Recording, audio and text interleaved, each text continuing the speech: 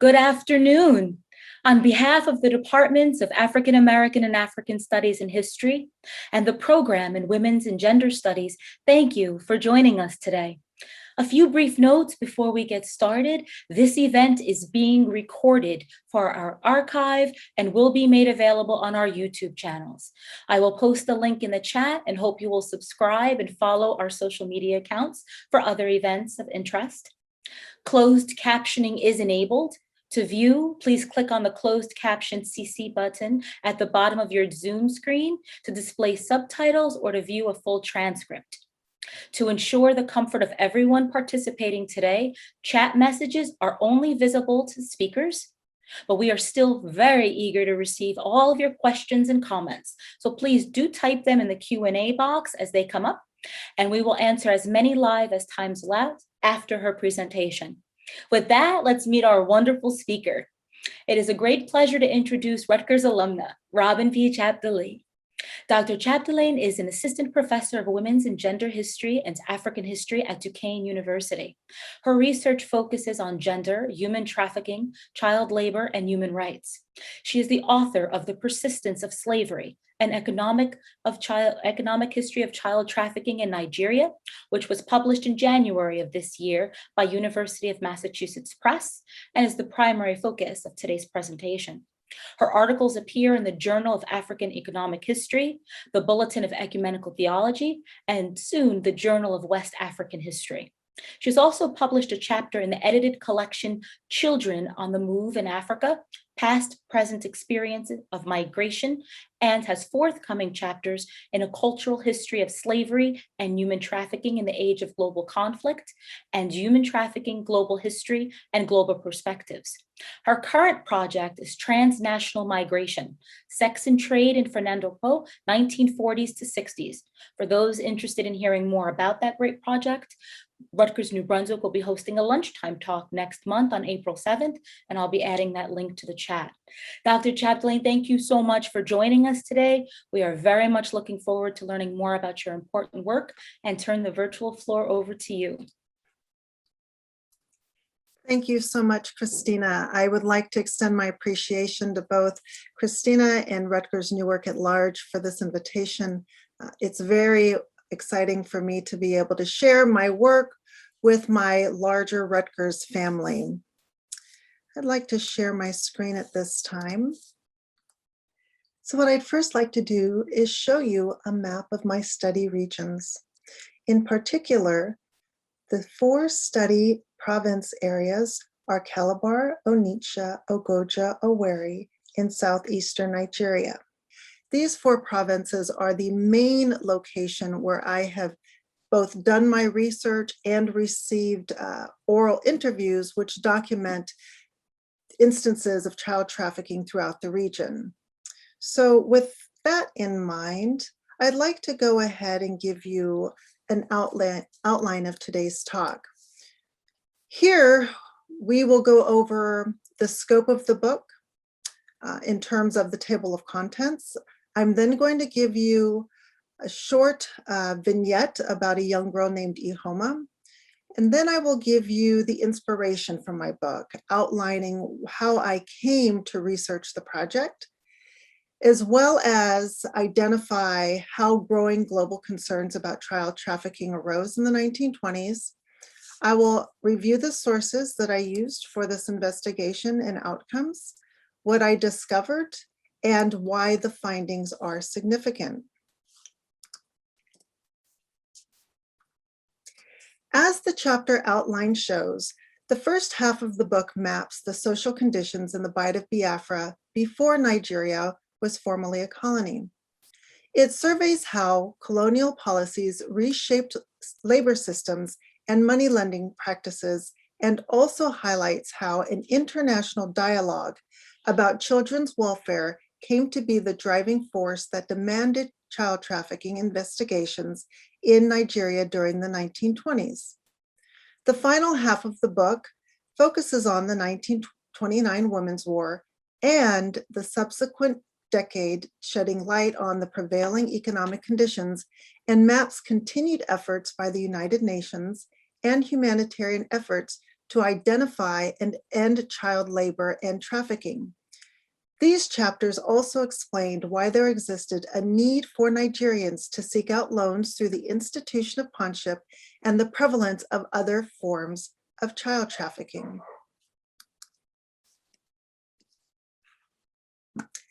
As the slide shows, a man by the name of Igbo stole a young girl in 1926. His trial occurred almost 3 years after the alleged offense. He stood accused of participating in the kidnapping of the 12-year-old girl in the province of Owerri, located in southeastern Nigeria. Ihoma testified that a man named Mbakwe took her from her home by foot and delivered her to Igbo and his friend. Traveling by canoe, they went up a Makpora, where he consulted with 2 other people in the privacy of their house about what to do with the girl. At the end of the meeting, Nwigwe concealed the girl under a mosquito net as they left the house. He then took her to the bush, a forested area, until it got dark and waited for yet another person to meet with him to discuss the fate of the girl. Scared, she began to cry. Nwigwe forcefully covered her mouth and with his hand told her that if she made any noise, a policeman would shoot and kill them both. Eventually, through the efforts of Ihoma's brother, she returned home. Ihoma's story is unique, not because she was kidnapped. She was only one of the lucky children who returned to her family after being stolen. Otherwise, her story is an example of a common experience shared by many children throughout southeastern Nigeria during the 1920s and 1930s. Ihoma's account illustrates that child dealing practices often involved several people. It included various modes of transportation and constant efforts to evade police detection.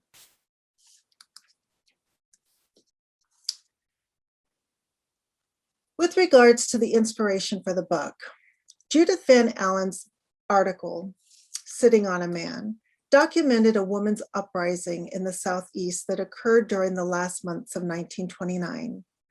Women dressed in fern leaves, smeared their bodies with clay, sang and danced at the homes of their respective chiefs, and demanded that their grievances be heard. Van Allen argued that women's loss of political autonomy and power resulted in women performing in the aforementioned actions, known as sitting on a man. After reading this article, I wanted to know more about the African women's movement that gained international attention. As we can see, dozens of women and at least one man died by December 20th, 1929. And by the 24th, British authorities sent increasing numbers of troops in as an attempt to quell the uprising. So what was all of this about? In answering this question, it is first helpful to talk about the growing concerns about the welfare of children at the time.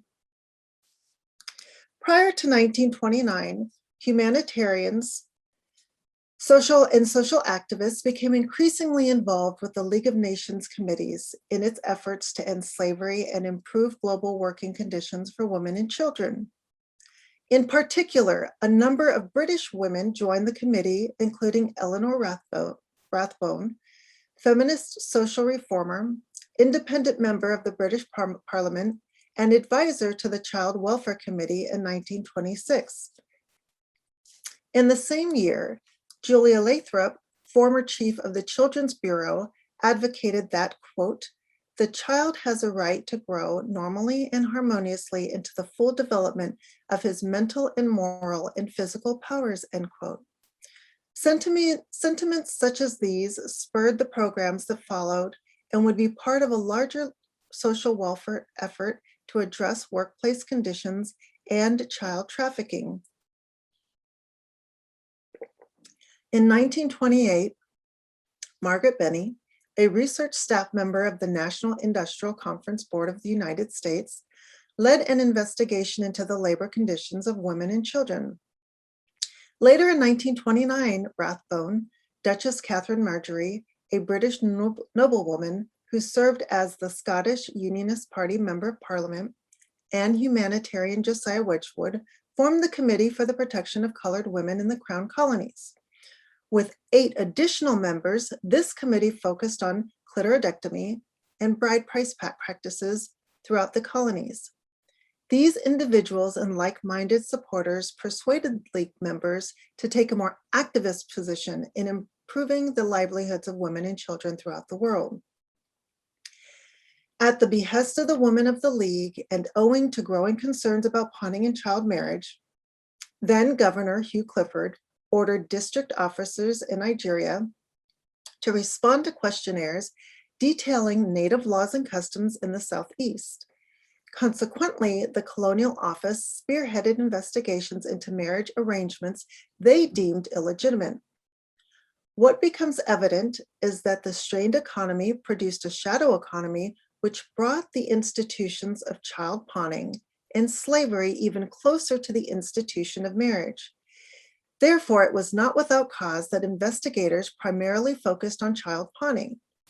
The government sought information about pawnship, especially with regard to sex, age, consent, and financial arrangements between the parents and guardians. In addition, officials wanted to know what, if anything, differentiated pawns from slaves. In 1923, colonial administrators sent out questionnaires asking the district officers to provide information on whether pawning happened privately or openly, what were the conditions, how did the native courts deal with pawning, did one or both parents participate in the arrangement, were adults also pawned, how were they treated, could girls and women be taken as wives, where did the pawn reside, did being a pawn affect the pawn's social status? These were just some of the questions asked in the questionnaire. In addition to the information produced as a result of these inquiries, I surveyed other types of sources.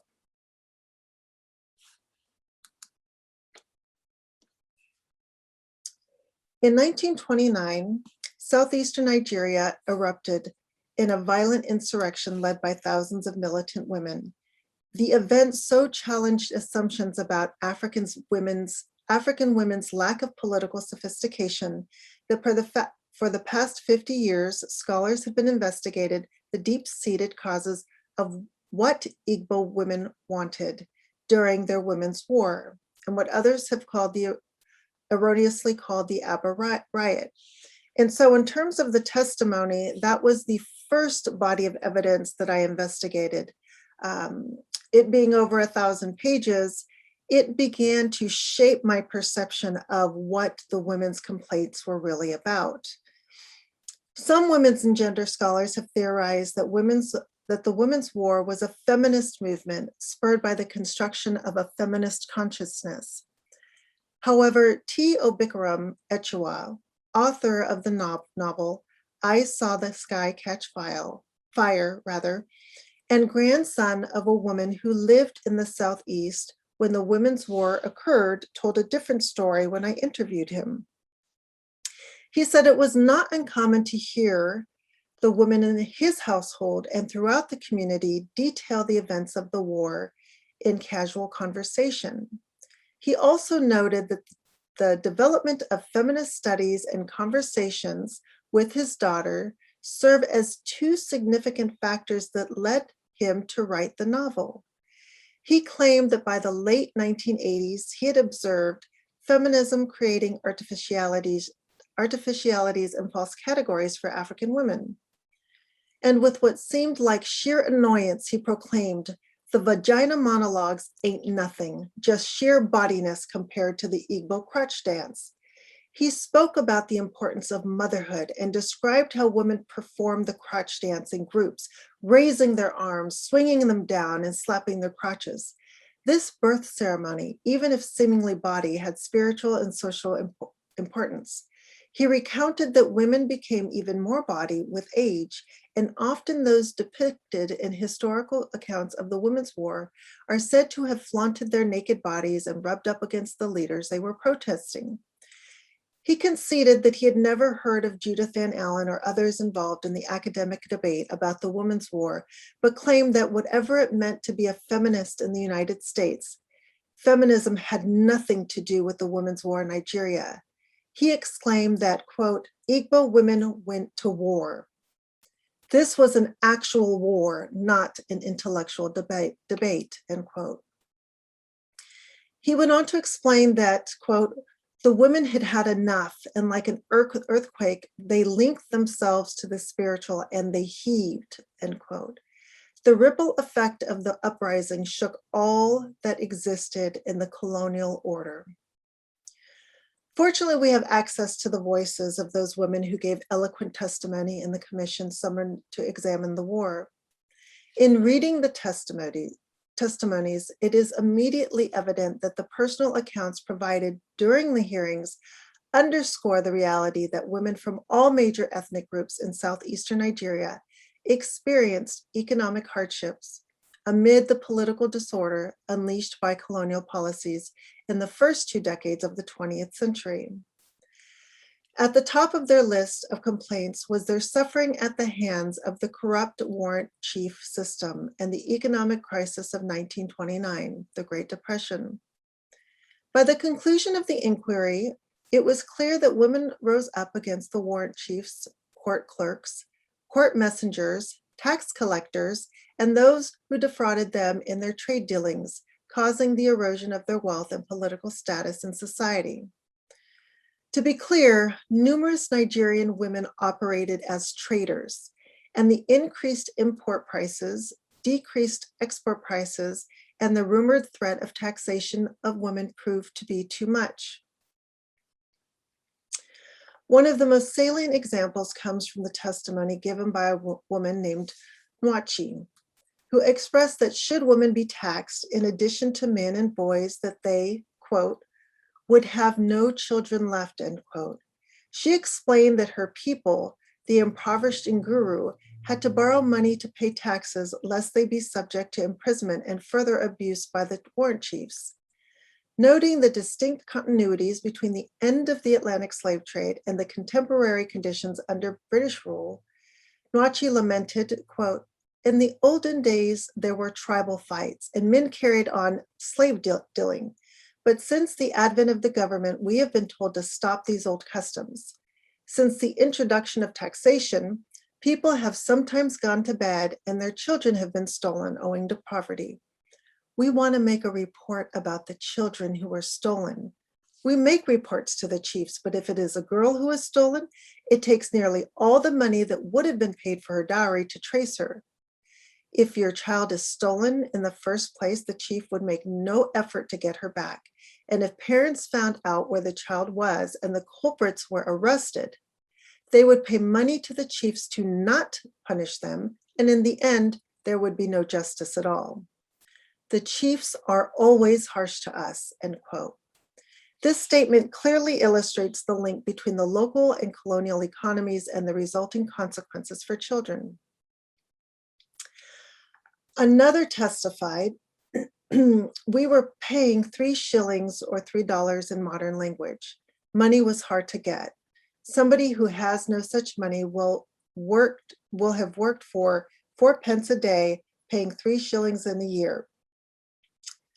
If people don't pay tax, they will harass him.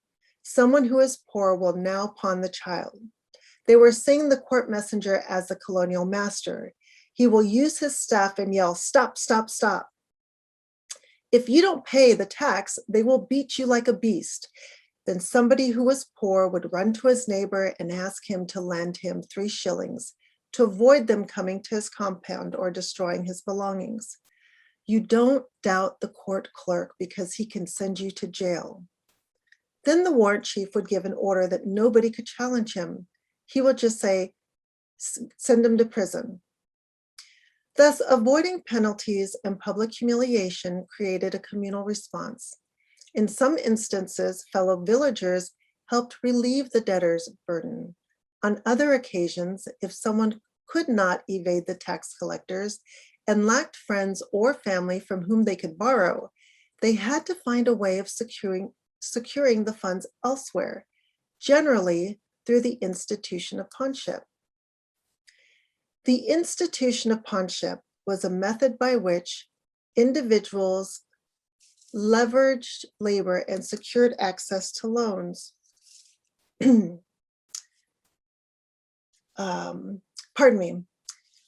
Southeastern Nigerians utilized pawnship as the main way to guarantee loans when experiencing economic insolvency before colonization, but then it became exacerbated by colonial policies.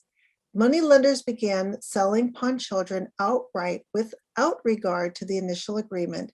In some instances, strangers as well as relatives participated in the outright seizure and sale of children to obtain money. Children taken under these circumstances rarely returned home, and through these methods, hundreds, if not thousands, of southeastern Nigerian children were thrust into various forms of servitude, including domestic slavery. And in the case of girl pawns, they were often married at a young age. Pawning a female child often led to the marriage of the child to the moneylender or to one of his or her family members. In this case, the moneylender canceled the loan as it would then be kept by the girl's parents as the bride price payment. Though colonial officials successfully prosecuted more individuals for the outright sale of children than for pawning, the vulnerability of children was clearly gendered. Child dealers of female children often claimed that they had paid the bride price according to custom, making it virtually impossible to prosecute them. The process of offering a girl or young woman in marriage or as a pawn, a process that separated her from her natal village, might suggest the parents lacked an emotional connection to their child, but it is imperative to recognize that the child's intrinsic value was deeply embedded in both the domestic sphere as it related to identity and marriage, as well as the economic potential she engendered once married or offered as a pawn. So how was it that children became slaves in light of being pawned, and what did colonial authorities do about it? Colonial authorities may not have been able to distinguish pawned persons from slaves because they often performed similar duties. A child could imperceptibly pass from one to the other. Even so, there was a real and meaningful distinction between the two statuses. Masters owned slaves, whereas creditors controlled the pawn's labor, owing only to the pawning contract. Pawns enjoyed limited rights and privileges, mainly the right of redemption. They could seek legal intervention if they were mistreated or if a dispute arose about the loan. Slaves did not receive the same recourse. Therefore, in instances where a child passed through 5 or 6 sets of hands, it was likely that the child would end up in some form of slavery, either as a slave wife, slave laborer, or a slave for religious rituals. Despite numerous available archival resources, it has been impossible to quantify the exact number of pawning cases that's transformed into child marriage or slavery, or vice versa, during this period. Still, we do get a glimpse of child pawnship, slavery, and marriage through anecdotal evidence and by analyzing the available case studies found in court records, oral histories, and in other colonial archival materials.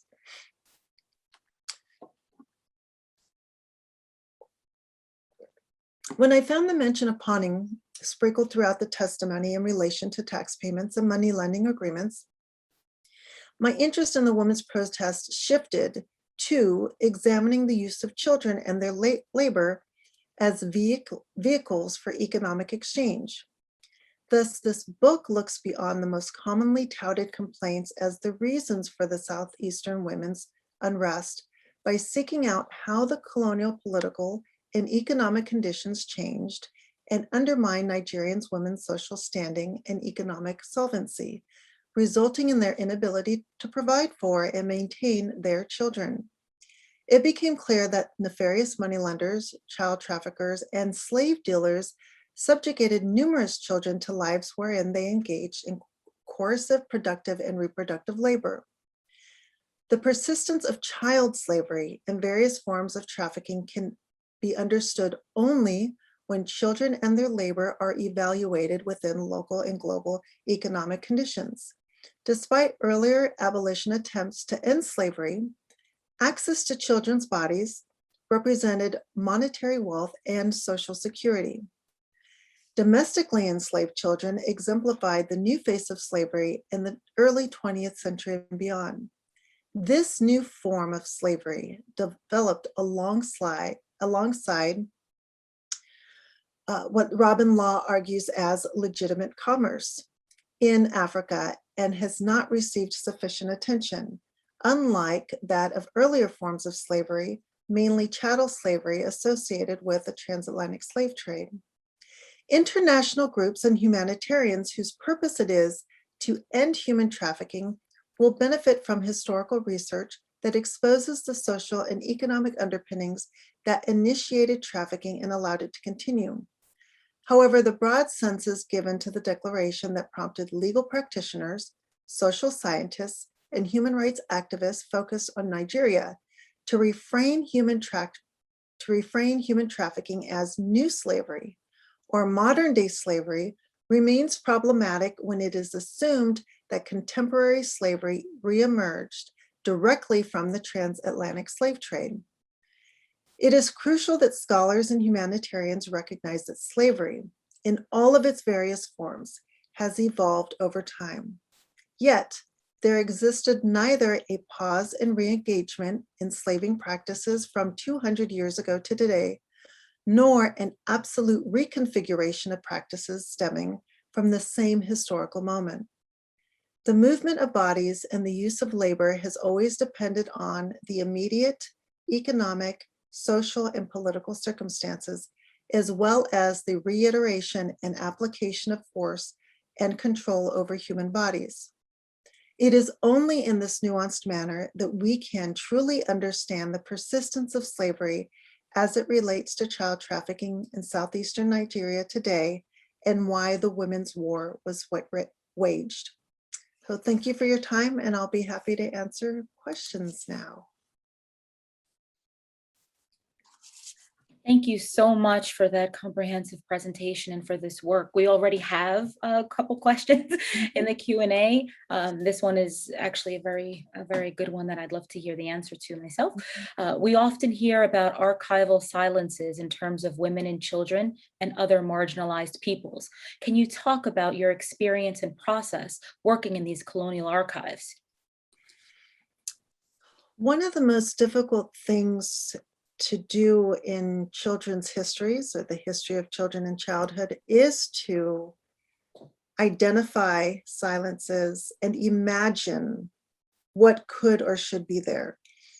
We do have the testimonies of men and women during the late 1920s and their descriptions of how child trafficking prevailed. We also have in court records, colonial and in colonial letters from one to the other, describing the complaints of young girls who have been trafficked. But those are few and far between. So we have to deal with not only the majority of cases that do not have a personal testimony recorded, but even when we do, we have to imagine what the influence of someone who is not writing, right? Someone who's telling the story of their capture versus someone who's writing that story down. If it's translated in court, what that does to the testimony in terms of, you know, the efficacy, the validity of that testimony. So there's so much to be, there's so many challenges when it comes to the history of children and childhood, that silence is only one of them, right? We have to piece together all of these other pieces of material that are available. But then once you do have them, what you do with whatever is recorded, and how do you understand that in terms of intent, the person who actually did the recording, and did they do the child's voice justice? Thank you. You might be able to see a couple of questions came in through chat as well, but I'm going to ask, how is pawning different than trafficking? Thank you for that question. Yes, thank you for the question. So this brings me to a discussion about the title of the book. And, you know, a lot of you will know that when it comes to negotiating with your publisher about the title, there's a couple of different reasons why they may choose to use one phrase over another, right? So trafficking, for the purpose of the title of the book, is a catch-all phrase. But what I make clear in the book is that whether it's trafficking, child trafficking, human smuggling, sex slavery, sex work, all of these terms are very specific and they should not be used interchangeably, for sure. Trafficking implies that you have force and control over a human body, and they have, and the threat of violence, and that individual has no independent agency to leave their situation. Pawning is an institution whereby money is exchanged, borrowed, and the interest of the debt is paid through the pawn's labor. The pawn could always leave the money lender. The debt will just remain unpaid. What happens during the colonial era is that the institution of pawnship becomes exacerbated, where money lenders begin to sell children outright instead of holding them until redemption.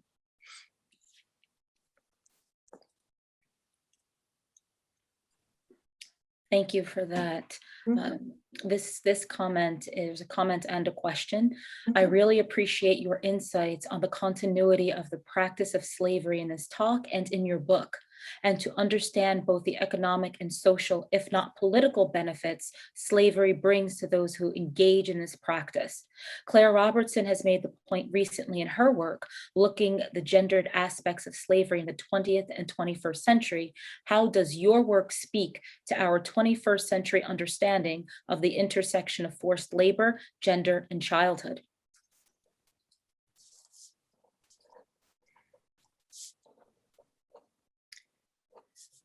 So one of the big concerns about trafficking as it relates to labor is that there's been a transition in these last several years, both in terms of the number of ways that child trafficking has been applied on certain social conditions, labor conditions throughout the world, but also a movement between having, pushing for a full focus on any form of child labor through which child trafficking can occur, to a more intense focus on the worst forms of labor in which children can be operating. So that's one distinction that I believe is occurring now. With regard to gender, I think that one cannot write a history of children and childhood without both investigating how gender is articulated on the ground within the family, within the local community, and within the national sphere. And I say that because I argue in the book that you cannot write a history of children and childhood, or rather, you cannot write a national history. You cannot write a local history without incorporating the histories of boys and girls and without understanding the gendered nuances. So I would be in agreement with Claire Robertson for sure that there is definitely a need to incorporate an investigation of gender with regard to children in a historical sphere. Thank you for that question. Thank you. So we have more of a comment. We do have a few more minutes. If you would like to add any other questions, please do so in Q&A. This one is viewing the nakedness of your mother or grandmother is an abomination in Igbo, and they were displaying their displeasure. Of course, the interpretations of their actions are viewed through a Western lens, and that is what makes their actions puzzling. For those who understand the culture which is lived, there is no puzzle. Warrant chiefs were appointed bypassing the normal path to leadership, thus disrupting the indigenous political system. No understanding that these people had certain differences between slaves and pawns points to the ignorance of the colonial authorities, and the present day consequences are clear. Thank you for that comment. And it's absolutely correct. It's interesting to read the documents between colonial authorities about this woman's war. They were at their wits' end. They couldn't believe how the women were acting. They're dancing, they're petitioning at the chief's compounds, the marking of their bodies, their, yes, very much so, showing of their naked bodies. And in my chapter on the Women's War, I describe to great extent the abuses of the chiefs, the court clerks, and others who, through this reconfiguration of gerontocracy norms, where elders no longer held the power that they used to, right? I know that traditional it can be problematic, but let's say these traditional leaders were being undermined by some of these newly created positions, mainly the warrant chief system, but also various forms to access to money, where younger people became more powerful than they could or would have been in the past. So yes, I absolutely agree. Thank you. We have a two-part question from Chris. Part one. Thank you so much for your dedication to this topic and writing this incredible book. I am still waiting for my book to arrive, so excuse me if this has already been answered. And I remember reading Judith Van Allen's essay on the Igbo Women's War during our first year of grad school. I often teach Van Allen's essay in my feminist studies classes when I teach the history of suffrage in the US and the UK to provide a comparative framework. And I often tell my students that one of the ways we formulate feminism in the US and the West is as an oppositional consciousness, a formulation most famously made by Chela Sandoval. Part two. When we talk about comparative feminisms, my students and I frequently make the point that while the oppositional consciousness in the US and the UK is opposed to patriarchal tradition by formulating a new alternative to patriarchy, while in the Women's War, oppositional consciousness is opposed to a patriarchal or at least male authority imposed by an economic administration of British colonialism in Nigeria. Van Allen's essay focuses primarily on women and pre-colonial institutions that gave them authority and decision-making power. But I was wondering if you could say something about how children are understood and managed within these pre-colonial institutions, and some of the ways that pre versus post-colonial institutions might have valued or managed girl and boy children differently. Whether it be pre-colonial or colonial, and arguably post-colonial, because I've done some work now on the movement of children and adoption and such in Nigeria, children are valued. They're highly valued in society. And it's not just because they are potential pawns, and not even because they represent a future security for the parent, but also they are a reiteration of a continuing lineage in connection to the cosmic world. In terms of their gender, I think what really gets misunderstood at times when it comes to how girls are treated during the colonial period is that they must not have been loved or cared about because parents were so often willing to pawn them, and then eventually, if they were unable to pay the loan, to receive that money, of course, retroactively as a bride price or dowry, if you will. And it's not because they were unvalued or unvaluable. It's precisely because they are of value that they're able to do this. And not just of economic value, but of social value.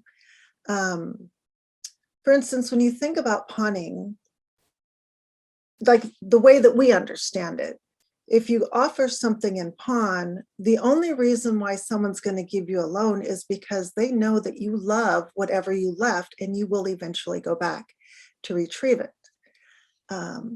So that's one aspect of how boys and girls were imagined and treated and valued in terms of pawnship.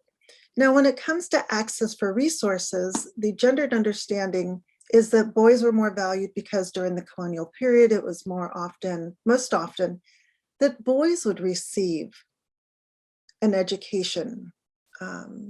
If school fees had to be paid, it generally, boys were awarded that privilege. Perhaps not girls if it was a family of limited resources. But we have to think about what that means as colonialism went on. And you think about the breadwinner argument and how boys were being fashioned to become supporters of the family, providers of the family. So in terms of long-term planning, that made more sense.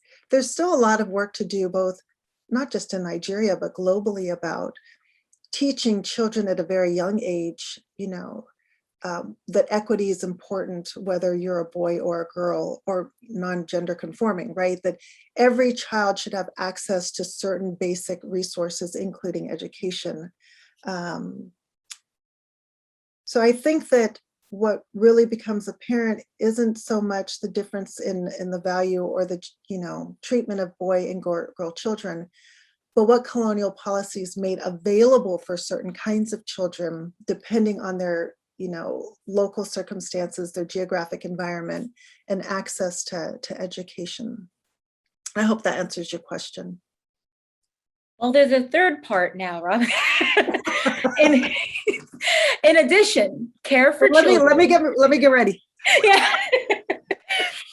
Not to mention the power we grant to children to make decisions for themselves are obviously central to feminist ideologies and movements, and I'm wondering if you think of pre-colonial Igbo institutions as a way to decenter US or Western-focused feminism. I am also wondering how this history has shaped feminism in Nigeria and the West African region more broadly. Okay, so the power that we grant children, if I'm understanding the first part of that question, what we understand about Nigerian children, and let me focus on girls here in terms of, and I'm focusing on pawning in particular because that's the crux of my book, that's the crux of my work. Even though parents had the choice to pawn a girl child, and even though that child could potentially turn into a child bride, it was the girl's choice when she became, and so the term would be betrothed, right? If she was really young, even if she went to go live with a potential groom, they wouldn't be married. And in theory, there would be no consummation of the marriage until she was old enough and after she had gone through the proper rites. But up until that point, she still had the right to choose her own husband, provided she could get that other individual to pay for the bride price.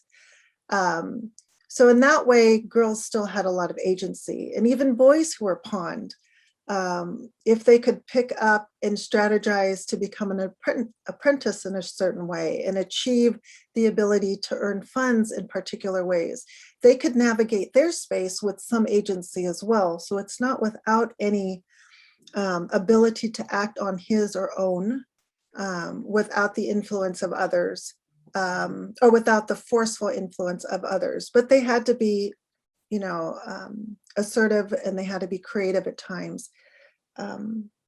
In terms of decentering Western feminism, when I was talking to Dr. Obi, the author of I Saw the Sky Catch Fire. So he wrote a novel about the Women's War. But of course, interlinking a lot of what he learned as fact as a boy into the story. And when I was asking him, how does your Nigerian counterparts, your Nigerian women, accept your telling of the story or your analysis of Nigerian feminism or lack of feminism or acceptance of Western feminism? And he said, well, there are generally two different responses. He said, some Nigerian women say, absolutely not. You shouldn't be telling the Women's War history because you're a man. So there's no validity on any of the interpretation that you have. And his response was, have I not the right to tell my mother's story, right? By birth, I should be allowed. And in addition to that, he suggested that there are women that buy into this form of Western feminism, but there is a rearticulation taking into consideration some of what their priorities are, so that wouldn't mirror what we would consider feminism. Now that's also problematic, because I think that feminism is in so many ways is defined by people in a variety of ways. So there's not one singular definition to that. So, and if now, I don't know if any, I don't know exactly what is available out there in terms of widespread information, but there is a rise now of a particular group in Nigeria and in Africa at large that are now advocating for an acceptance of the use of feminism as an ideology that women adopt. But again, doubling down on, we can use the word, but we have to make clear how we define it is different. So I may have gotten through two parts of that question. I'm not sure if I got through the entire question. I think you did. I think you've covered that, really, how the history has shaped feminism in Nigeria and West African region more broadly. I don't know, my dog decided to start barking at the same time. That's okay. I've been nervous about mine, so. Yeah, I just put my headset back in just in case. But Chris said 100%. Thank you so much. Thank you, Chris, for these wonderful questions. We actually have one more, and I think we might be able to field one more after that, if that's okay with you. Oh, absolutely. Oh, great. Okay, so how were you good question, Maria. How were you able to find all of these accounts? I found that researching about Africa was difficult. My topic is labor.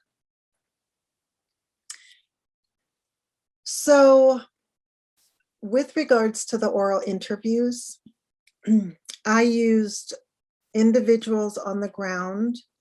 I have to shout out to Dr. Carolyn Brown from Rutgers. She has a tremendous resource of individuals that she knows. And she put me in touch with a self-declared historian in the Nugu, who helped identify particular individuals who had an understanding of pawning during the colonial era and how pawning was used to pay colonial taxes. Excuse me. And then I also contacted Dr. Austin Anahatu. He is now since passed, God bless him, but he was out of the Cal State system. And he also had research assistants available in Nigeria to assist with the interviews. Now, I was in Nigeria. I was ready to fly from Lagos to the southeast during the went back 100 years, during the 2011-2012 oil crisis with President Goodluck Jonathan, who rescinded the oil subsidies right in the middle of the holiday. There was an uprising. I had 24 hours to get out of the country. And so instead of conducting those interviews myself, I had to commission those. So number one was to the use of those oral interviews, accounts listed in the oral testimony. There was a lot of letters going back and forth between district officers, residents, individuals working with the local courts. But in addition to that, there were a lot of court petitions about debts, allegations against the chiefs and their, misdeeds. And then, of course, there's different other kind of colonial reports, anthropological reports, newspaper reports, a lot of newspapers, articles warning kids about kidnappers. Debt cases. I found so many interesting sources of information in debt cases where people who were so economically insolvent that they decided that they had nothing left to pawn, whether it was their children, their land, or whatnot. They would rather go to prison than they had to go to prison because there just was such a lack of funds to pay colonial taxes. So I found a lot of information about that in terms of the general, population and their economic position. Thank you for that question. Well, thank you so much. There are some other comments in the chat, which all include thank you for your insights and the opportunity to hear more from you about this important work. Thank you for the helpful distinction between pawning and trafficking. Thank you all for being such a great audience. And again, more thanks are coming in for you. Robin, thank you again for taking the time to join us today. We look forward to reading the book for those of us who have ordered it, but it hasn't come in yet. And also about that April 7th presentation at New Brunswick, where you also talk about, again, a little bit more about this, but your new project coming up on migration. I'm going to add that to the chat as well. There we are. So if anyone would like to join, that's on April 7th. It's a lunchtime talk as well. And if you're on social media, please follow us at RUN AFAM and Federated History. We have our YouTube channels where we present these talks. We know that everyone is tuning in from all over now and timing doesn't always work. So we try to make all of our presentations available to all of you. So within the next couple of days, if you want to tell your friends and colleagues how wonderful, Dr. Chapdelaine's talk was, you'll be able to find it and direct them to it as well. Last but not least, I just want to mention for those of you that might not be familiar, this Wednesday, it's Rutgers Giving Day. And with that, that's an opportunity for you to help empower the next generation of leaders, amplify marginalized voices, and support the research that is revolutionizing healthcare, environment, community, and so very much more. If you're in a position to contribute, we hope you'll consider pledging a gift or taking part in some other way by participating in challenges throughout the day. And with that, thank you again so much for joining us. Stay safe, and we hope to see you at future events. Thank you. Thank you so much.